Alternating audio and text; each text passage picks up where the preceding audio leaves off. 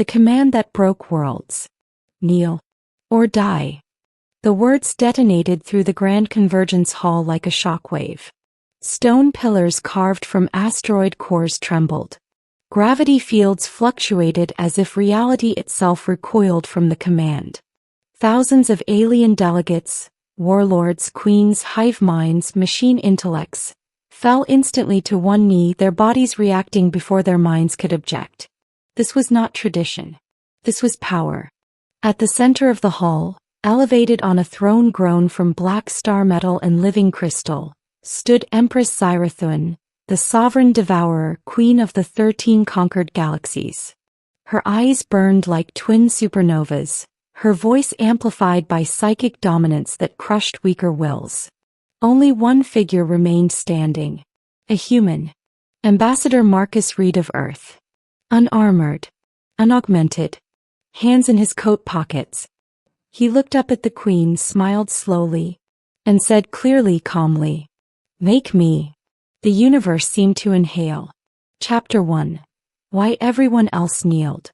The Velthari Imperium did not negotiate. It absorbed.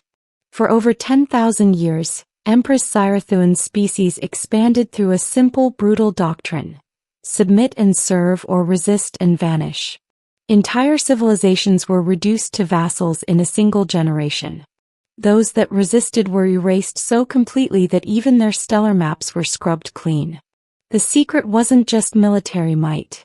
It was psychological supremacy. The Velthari queens projected a domination field, part psionic, part quantum resonance, that hijacked neural pathways.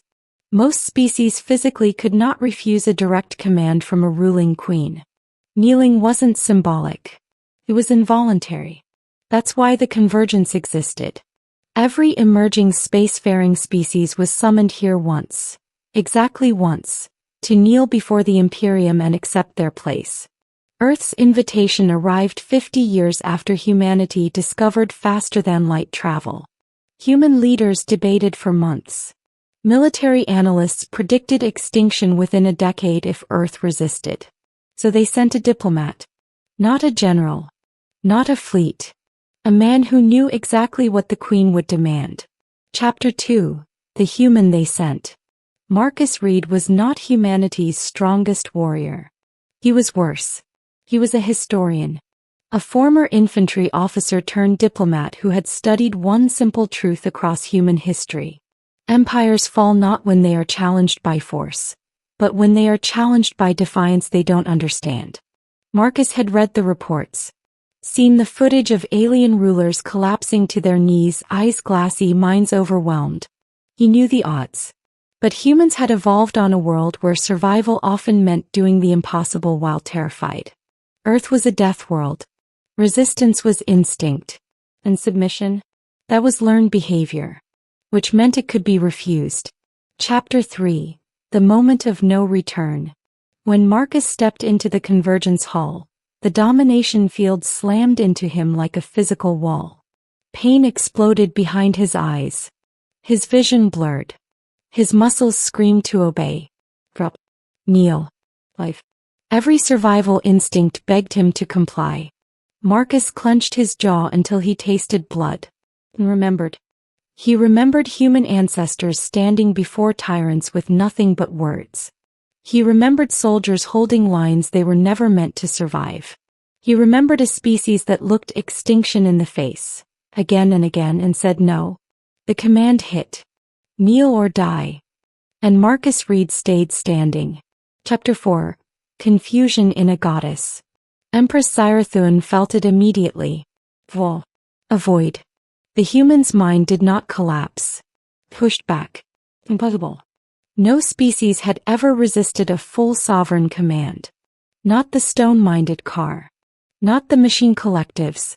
Not even the psionic ELD ascendancy. Yet this fragile, soft-bodied creature stood upright. Face pale, breath shaking, but unbroken. "You will kneel," she thundered again, focusing her full will on him. The hall cracked. Several delegates lost consciousness. Marcus exhaled slowly. "Still standing," he said. "You'll have to do better. For the first time in 10 millennia. The queen felt something unfamiliar. Uncertainty. Chapter 5. What humans do differently. The queen's scholars would later analyze it endlessly. Human neural architecture was chaotic, redundant, inefficient, perfect for resistance. Where most species evolved toward obedience within hierarchies, humans evolved through constant internal conflict. Tribes, nations, ideologies. Their minds were built to question authority even when it hurt. Especially when it hurt. Pain didn't always trigger submission. Sometimes it triggered defiance. Marcus Reed was in agony. But agony was not new to humanity. It was familiar. Chapter 6. The Threat.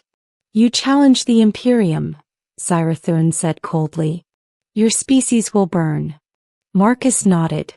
Probably, he said. Happened before. A murmur rippled through the kneeling masses. The queen narrowed her eyes. You believe defiance makes you strong? No, Marcus replied. I believe it tells you who you are. He gestured to the hall. Everyone here kneeled because they couldn't choose. If you want Earth, you'll have to take it. Silence followed. Then laughter, sharp, cruel. Then die, the queen said, raising her hand. Energy gathered. Enough to erase a city. Marcus didn't move. He just smiled again. Chapter 7. The Interruption. Before the queen could strike, something unexpected happened. Several delegates stood. Slowly. Painfully.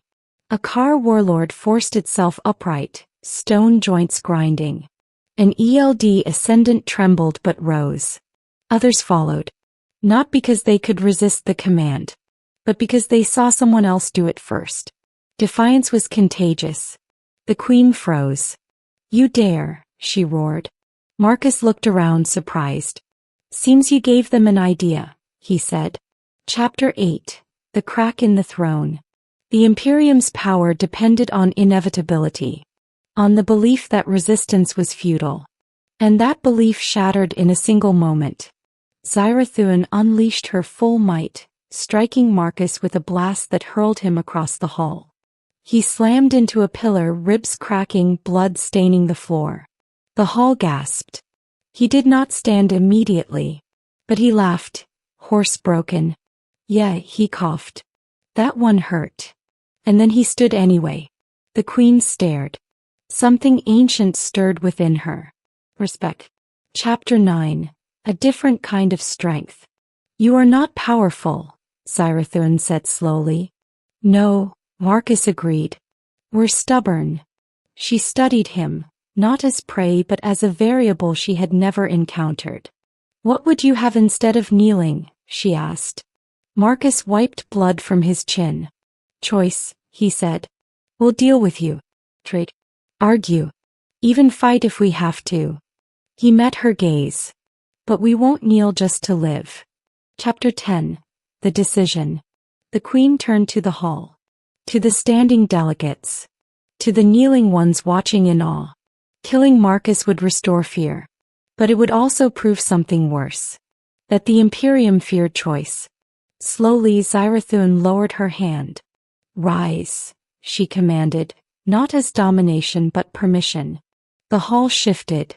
History bent. Earth will not kneel, she declared. Nor will it be destroyed. Shock rippled across the convergence. The Imperium will observe, she said carefully. Marcus exhaled for the first time in what felt like hours. Epilogue. What the galaxy remembers. Earth did not conquer the Imperium. They didn't need to. The idea spread. That commands could be resisted. That queens were not gods. That survival without dignity was not survival at all. And across the stars, whenever a tyrant shouted kneel or die, someone somewhere remembered a human who smiled through pain and said, Make me. And the galaxy was never the same again.